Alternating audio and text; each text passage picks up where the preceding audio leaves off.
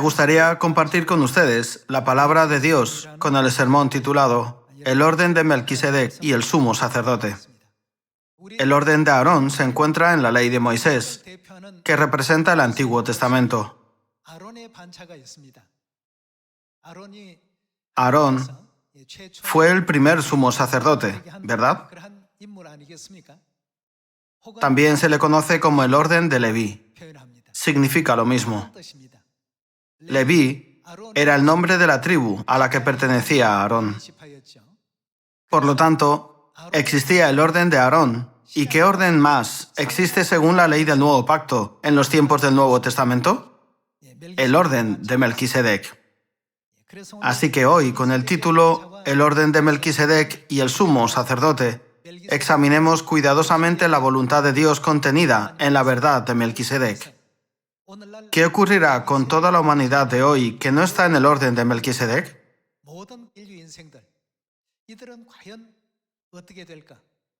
¿Qué bendición prometió Dios para los que están en el orden de Melquisedec? Echemos un vistazo a este asunto. Aunque estrecha es la puerta y angosto el camino que recorremos ahora, espero que ustedes y yo podamos guiar a aquellos que no están en posición de recibir bendiciones para que reciban la vida a través de esta puerta estrecha. Veamos Hebreos capítulo 4.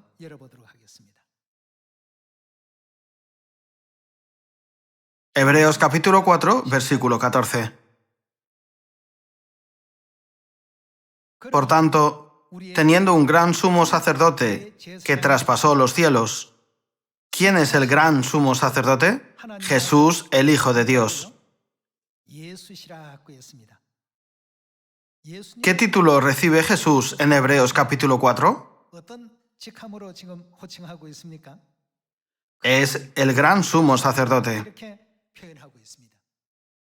Entonces, ¿acaso sacerdote no se refiere a los que ofician cultos, es decir, a los que ministran los sacrificios? En los tiempos del Antiguo Testamento existía la regla del sacrificio del Antiguo Pacto, y en los tiempos del Nuevo Testamento existe la regla del sacrificio del Nuevo Pacto. A ese sacrificio lo llamamos, en términos modernos, culto. Sin embargo, está escrito, por tanto, teniendo un gran sumo sacerdote que traspasó los cielos, Jesús, el Hijo de Dios. ¿Según qué orden sacerdotal es Jesús sumo sacerdote? Existen el orden de Aarón y el orden de Melquisedec. Al mirar la escena en la que se describe a Jesús como sumo sacerdote, podemos entender que incluso en la época del Nuevo Pacto hay reglas para el culto, ¿no es así? Si no hubiera reglas para el culto, no habría necesidad de sacerdote. Por tales reglas es necesario que exista el sacerdote, ¿no es así? ¿A qué orden del sacerdocio pertenece Jesús? Veamos Hebreos capítulo 5, versículo 5. Hebreos capítulo 5, versículo 5. Así tampoco Cristo se glorificó a sí mismo, haciéndose sumo sacerdote, sino el que le dijo, tú eres mi hijo, yo te he engendrado hoy. Como también dice en otro lugar, tú eres sacerdote para siempre, según el orden. ¿Según qué orden? Según el orden de Melquisedec.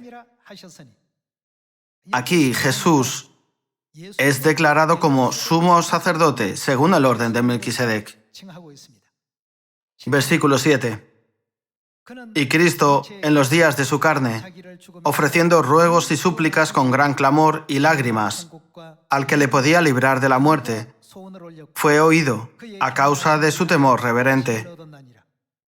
Y aunque era hijo, por lo que padeció aprendió la obediencia, y habiendo sido perfeccionado, vino a ser autor de eterna salvación para todos los que le obedecen. Y fue declarado por Dios. ¿Qué fue declarado por Dios? Sumo sacerdote, según el orden de Melquisedec. Por lo tanto, podemos confirmar que Jesús está profetizado como sumo sacerdote, según el orden de Melquisedec. Entonces necesitamos saber quién es Melquisedec para entender completamente acerca del orden de Melquisedec. Vayamos a Génesis capítulo 14 para ver la primera aparición de Melquisedec en la Biblia y ver qué clase de personaje fue.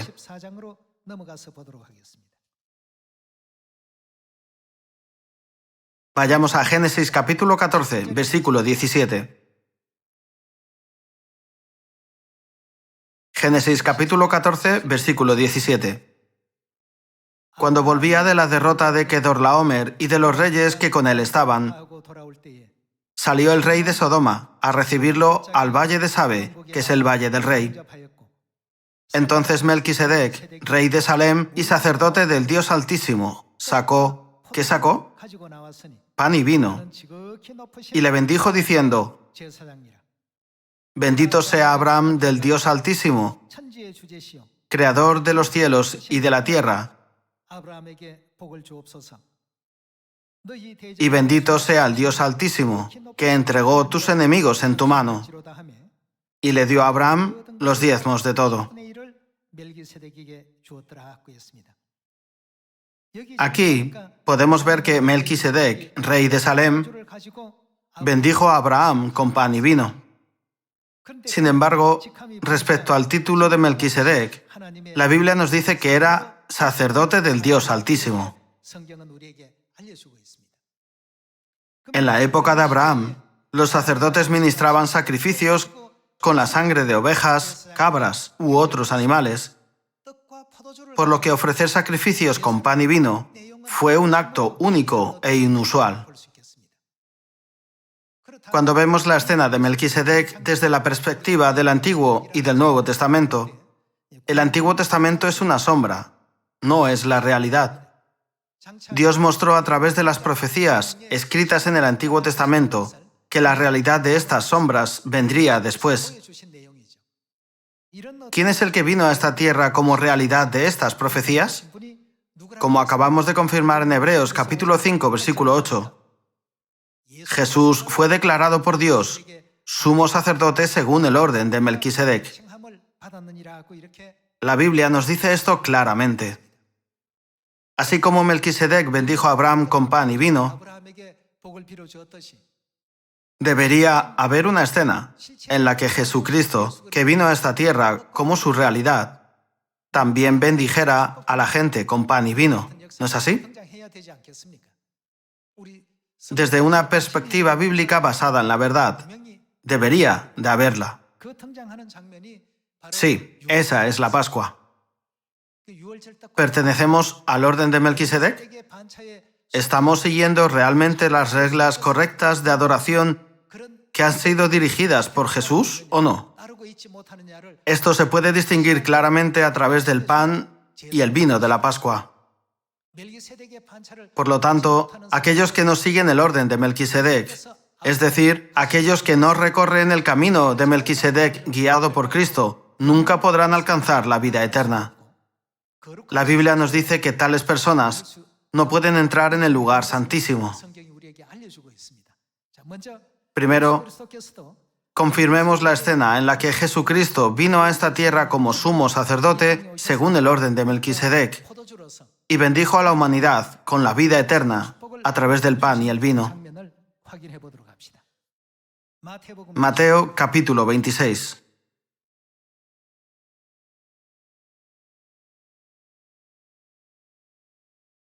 Veamos Mateo capítulo 26, versículo 17. El primer día de la fiesta de los panes sin levadura, vinieron los discípulos a Jesús diciéndole: ¿Dónde quieres que preparemos para que comas la Pascua? Y él dijo: Id a la ciudad a cierto hombre y decidle: el maestro dice, mi tiempo está cerca. En tu casa celebraré la Pascua con mis discípulos. Y los discípulos hicieron como Jesús les mandó y prepararon la Pascua. ¿No deberíamos ver la escena donde comió la Pascua? Versículo 26. Veamos versículo 26. Y mientras comían, tomó Jesús el pan y bendijo, y lo partió y dio a sus discípulos y dijo: Tomad, comed, esto es mi cuerpo. Cuando Melquisedec bendijo a Abraham, todos los sacerdotes en ese tiempo ofrecían el sacrificio para el perdón de pecados con la sangre de los animales como ovejas o cabras. No obstante, ¿con qué bendijo Melquisedec? Con pan y vino. Y al mirar Mateo capítulo 26, ¿qué usó Jesús para bendecir? Tomó Jesús el pan y bendijo, y lo partió, y dio a sus discípulos y dijo: tomad, comed, esto es mi cuerpo. Versículo 27. Y tomando la copa, ¿qué había en la copa? Vino. Entonces tomó la copa del vino, y habiendo dado gracias les dio diciendo: bebed de ella todos, porque esto es mi sangre del nuevo pacto, que por muchos es derramada para remisión de los pecados. De esta manera permitió a la humanidad comer el pan de la Pascua y beber el vino de la Pascua, que simbolizan su preciosa carne y su preciosa sangre. ¿Y qué pacto estableció Jesús? En Lucas capítulo 22 se especifica que Jesús estableció el nuevo pacto en el día de la Pascua. Nos dio una preciosa promesa. Si quieres ir al reino de los cielos, debes tener la vida eterna. Sin la vida eterna, nadie puede entrar en el reino de los cielos. Por eso Él prometió: el que come mi carne y bebe mi sangre tiene vida eterna. Esa no es la única promesa. Dios nos ha dado la promesa de hacernos el real sacerdocio del cielo, la promesa de recibir la vida y las bendiciones eternas, y la promesa de que Él abrirá un mundo donde no habrá más muerte, llanto, clamor, dolor ni tristeza. Ya no habrá necesidad de luz, ni de luz del sol, porque Dios mismo iluminará y disipará todas las tinieblas. En la década de los 70, había muchos caminos sin pavimentar en el campo. Los habitantes del pueblo estaban muy felices de ver el asfalto colocado. No obstante, ¿de qué eran las calles del templo de la Jerusalén celestial? Sus calles eran de oro puro. Era una ciudad resplandeciente como el cristal y sus casas adornadas con piedras preciosas. ¿Realmente podré vivir en un lugar así? La ciudad donde viviremos está adornada con diversas piedras preciosas, como perlas, zafiros, rubíes y esmeraldas, y todas las calles están pavimentadas con oro puro. La Biblia describe el reino de los cielos de tal manera, porque trasciende las palabras y encarna lo que la gente en la tierra más anhela. Para guiarnos a ese lugar prometido, Dios estableció la verdad del orden de Melquisedec en esta tierra. Vino a esta tierra como la realidad de Melquisedec, llamando y juntando a todos los que creen en Dios a través del pan y el vino, es decir, la santa ceremonia de la Pascua. Los que no entran en este orden no pueden volver al eterno reino de los cielos. Hermanos, saben que esta tierra es la ciudad de refugio, ¿verdad? Solo después de la muerte del sumo sacerdote, los pecadores en la ciudad de refugio pueden abandonar sus pecados y culpas y regresar a su patria. Entonces, ¿por qué la Biblia enfatiza repetidamente a Jesucristo como el sumo sacerdote? Como dice la profecía del Antiguo Testamento acerca de la ciudad de refugio. Solo después de la muerte del sumo sacerdote, es decir, de Jesucristo, se abre el camino para que toda la humanidad regrese al reino de los cielos. ¿Qué fiesta conmemora y honra su muerte? Es la Pascua. La muerte del Señor anunciáis hasta que Él venga. ¿No es así como está escrito en 1 Corintios capítulo 11? Cuando consideramos todas estas escenas, es evidente que el orden de Melquisedec es de gran importancia.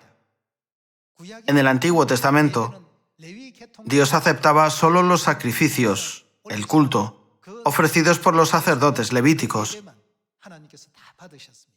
En la época del Nuevo Pacto, es decir, en los tiempos del Nuevo Testamento, Dios no acepta ninguna forma de culto que no siga el orden de Melquisedec. Con respecto a esto, ¿no dijo Jesús en el Evangelio de Juan: vosotros adoráis lo que no sabéis, nosotros adoramos lo que sabemos? Hoy en día, hay muchos lugares que ofrecen culto a lo que no saben. Ni siquiera saben a quién están adorando ahora. Piensan que solo con decir el nombre es suficiente. Pero en Mateo capítulo 7, ¿no dijo Jesús: no todo el que me dice Señor, Señor, entrará en el reino de los cielos? Así es como dijo que solo el que hace la voluntad del Padre entrará en el reino de los cielos. Nadie puede participar en la eterna promesa de Dios sin entrar en el orden de Melquisedec. Examinemos esto más a fondo a través de la evidencia proporcionada en la Biblia. Pasemos a Hebreos capítulo 6.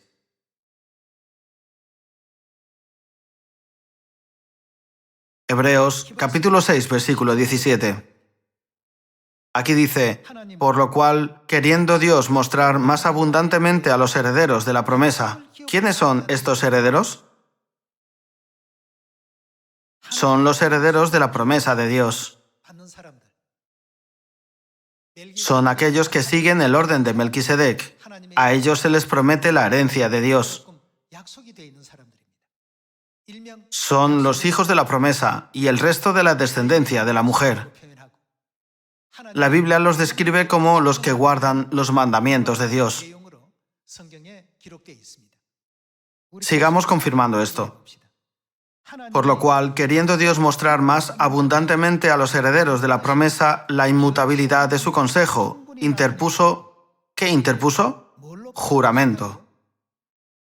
El juramento significa que ciertamente lo hará. Esta es una promesa absoluta e inmutable. ¿Quién hizo esta promesa? Dios la hizo. ¿Qué más hizo? Se dice que interpuso juramento. Versículo 18.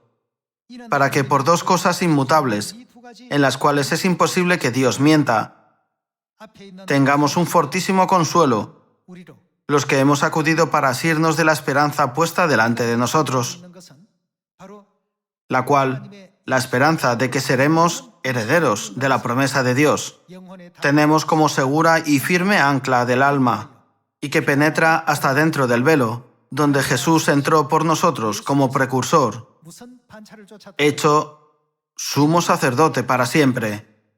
¿Según qué orden? Según el orden de Melquisedec. Jesucristo es hecho el sumo sacerdote para siempre, según el orden de Melquisedec. Ya que está escrito, Jesús hecho sumo sacerdote para siempre, ¿hay un límite de tiempo? No. Comenzando desde su primera venida, hasta que alcancemos el eterno reino de Dios, su sacerdocio nunca acabará. Fue hecho sumo sacerdote para siempre, según el orden de Melquisedec, sin cambiar ni caducarse. Entonces, ¿qué pasará con la verdad de la Pascua del Nuevo Pacto, que es el orden de Melquisedec? ¿No debería ser una verdad que permanece para siempre? ¿Quiénes siguen los pasos de Cristo? Veamos el versículo 19 de nuevo, la cual tenemos como segura y firme ancla del alma, y que penetra hasta dentro del velo, donde Jesús entró por nosotros como precursor, hecho sumo sacerdote para siempre, según el orden de Melquisedec. Si ese es el camino que tomó Cristo, ¿qué debemos hacer nosotros? Debemos ser capaces de seguirlo. ¿Qué tipo de orden debemos guardar? No es el orden de Aarón, sino el orden de Melquisedec. Significa que todos debemos seguir su camino a través del orden de Melquisedec. Estas personas son los herederos de la promesa, mencionados en el versículo 17. Entonces, ¿pueden heredar la promesa de Dios los que no están en el orden de Melquisedec? En absoluto. Dios nos ha concedido la promesa de la vida eterna, el real sacerdocio en el cielo, así como un mundo donde no habrá más muerte, ni lágrimas, ni dolor, ni tristeza, ni llanto, ni más sufrimiento. Él nos abrirá ese mundo. También prometió hacernos vivir para siempre en el reino de los cielos, con desbordantes bendiciones. Por lo tanto, todos los que reciben estas promesas deben seguir fielmente el orden de Melquisedec y las obras de Cristo, que vino a esta tierra como su realidad.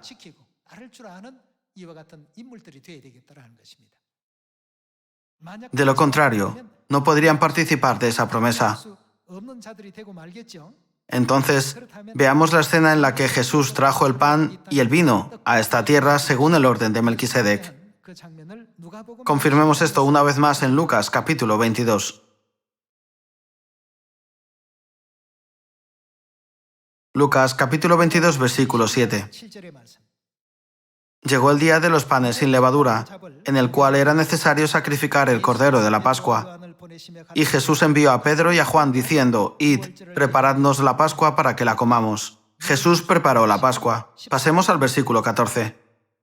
Cuando era la hora, es decir, llegó la hora de la Pascua, se sentó a la mesa y con él los apóstoles, y les dijo: «Cuánto he deseado comer con vosotros esta Pascua antes que padezca». Jesús sabía que sería crucificado al día siguiente a manos de muchos opositores, incluidos judíos y gentiles. Fue el día anterior, el día antes de ese mismo momento. El día antes de que Jesús fuera humillado, dijo: «Hay una razón por la que debo celebrar esta Pascua con vosotros». Pasemos al versículo 19. Y tomó el pan, y dio gracias, y lo partió y les dio, diciendo: «Esto es mi cuerpo, que por vosotros es dado. Haced esto en memoria de mí». En ese momento, los judíos observaban las reglas de la ley de Moisés del Antiguo Testamento. No obstante, Jesús celebró la Pascua tal como lo hizo Melquisedec, que aparece en Génesis capítulo 14. ¿Con qué la celebró? Con pan. En el versículo 19 aparece el pan. Veamos el versículo 20. De igual manera, después que hubo cenado, tomó la copa. ¿Qué había en la copa? El vino. Entonces tomó la copa del vino, diciendo: «Esta copa es». ¿Qué es esta copa de vino? El nuevo pacto en mi sangre, que por vosotros se derrama. Así como Melquisedec bendijo a Abraham con pan y vino en los tiempos del Antiguo Testamento, podemos ver la escena en la que Cristo, la realidad de Melquisedec, bendijo a la humanidad con la bendición de la vida eterna a través del pan y el vino. Él, tomando el pan y el vino, dijo: «Esto es mi cuerpo, esto es mi sangre». ¿Y qué otra promesa nos dio en Juan capítulo 6? «El que come mi carne y bebe mi sangre tiene vida eterna, y yo le resucitaré en el día postrero».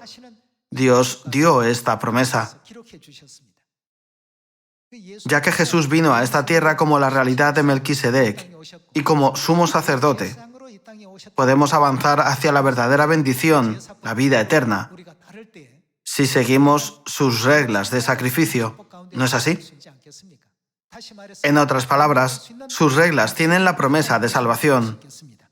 Hoy en día, hay numerosas iglesias en el mundo, pero ninguna celebra la Pascua. Esto significa que no están participando en el culto dirigido por Cristo, el sumo sacerdote según el orden de Melquisedec. Dicho de otro modo, están fuera de la promesa de Jesús. Muchos me dirán en aquel día: «Señor, Señor, ¿no profetizamos en tu nombre? Y en tu nombre echamos fuera demonios, y en tu nombre hicimos muchos milagros». ¿Qué dirá Jesús? «Nunca os conocí». Si realmente sois mi pueblo, ¿por qué no estáis en el orden de Melquisedec? ¿Por qué la Pascua no está incluida en la doctrina de vuestra iglesia? A través de la Biblia, os he dicho innumerables veces que soy el sumo sacerdote, según el orden de Melquisedec. Sin embargo, al final no habéis seguido ni creído esto. Si decís creer en mí, ¿No deberíais seguir el orden de Melquisedec? Todo esto está incluido en su palabra. Nunca os conocí, de Mateo capítulo 7. Veamos Hebreos capítulo 9. Capítulo 9, versículo 11. Pero estando ya presente Cristo, sumo sacerdote de los bienes venideros. Entonces, ¿según qué orden fue sumo sacerdote Jesús? Fue sumo sacerdote según el orden de Melquisedec. ¿Qué es el orden de Melquisedec? Está escrito, los bienes venideros. Pero estando ya presente Cristo, sumo sacerdote de los bienes venideros, por el más amplio y más perfecto tabernáculo, no hecho de manos, es decir, no de esta creación, y no por sangre de machos cabríos ni de becerros. ¿A qué orden pertenece la sangre de machos cabríos y de becerros? Tales reglas del sacrificio pertenecen al orden de Aarón. Sino por su propia sangre, entró una vez para siempre en el lugar santísimo, habiendo obtenido eterna redención. Versículo 13. Porque si la sangre de los toros y de los machos cabríos y las cenizas de la becerra rociadas a los inmundos santifican para la purificación de la carne, cuanto más la sangre de Cristo, el cual mediante el Espíritu Eterno se ofreció a sí mismo sin mancha a Dios, limpiará vuestras conciencias de obras muertas para que sirváis al Dios vivo. Así que por eso es mediador de un nuevo pacto. ¿De qué pacto es mediador? ¿Acaso la Pascua no es el nuevo pacto según Lucas capítulo 22? Así que por eso es mediador de un nuevo pacto, para que interviniendo muerte para la remisión de las transgresiones que había bajo el primer pacto, los llamados reciban la promesa de la herencia eterna. A través de la Pascua del nuevo pacto, Dios ha abierto el camino para que sus hijos participen en la promesa. Para hacernos herederos de la promesa, Dios nos ordenó seguir el orden de Melquisedec. Veamos esta voluntad de Dios en Efesios capítulo 3, versículo 6.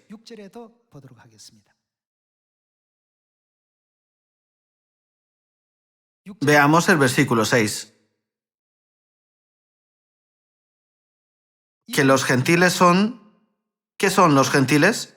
Coherederos y miembros del mismo cuerpo, y copartícipes. ¿De qué son copartícipes? De la promesa en Cristo Jesús, por medio del Evangelio. ¿A qué pacto se refiere el Evangelio? Al nuevo pacto. Hoy Dios nos ha llamado a ser los hijos que pueden participar en la promesa de la herencia eterna. Entonces, ¿qué será de los que no están en el orden de Melquisedec? Si nos aferramos estrictamente a este contenido, nunca podrán entrar en la promesa de Dios. Por mucho que griten día y noche, Señor, Señor, profetizamos en tu nombre, y en tu nombre echamos fuera demonios, e hicimos muchos milagros. Por mucho que supliquen, Dios dirá, ¿por qué no entrasteis en el orden de Melquisedec? Si habéis estado clamando, Señor, Señor, día y noche, ¿no deberíais haber entrado en el orden de Melquisedec? Entonces, ¿podrán tener excusa? Mas él enmudeció. Así lo expresa la Biblia. No tendrán nada que decir. El resultado para ellos y el resultado para nuestro futuro en el orden de Melquisedec presentan un gran contraste. Dios nos concede un futuro tan hermoso y una esperanza viva en el reino de los cielos a través del orden de Melquisedec. La Pascua es el día en que podemos confirmar que somos parte de este gran orden.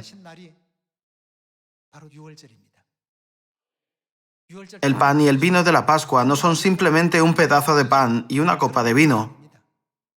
Recordemos una vez más que todas estas promesas están contenidas en ello y sigamos la vida de Cristo, el sumo sacerdote que nos abrió el camino de Melquisedec, y recorramos el camino de la verdad hasta el fin, para que podamos recibir la herencia celestial y las bendiciones de Padre y Madre. Difundamos diligentemente esta asombrosa y alegre noticia por todo el mundo, para que puedan unirse a nosotros en la salvación. Esperando que ustedes y yo guiemos a otros a la salvación, me gustaría concluir el sermón de hoy. Muchas gracias.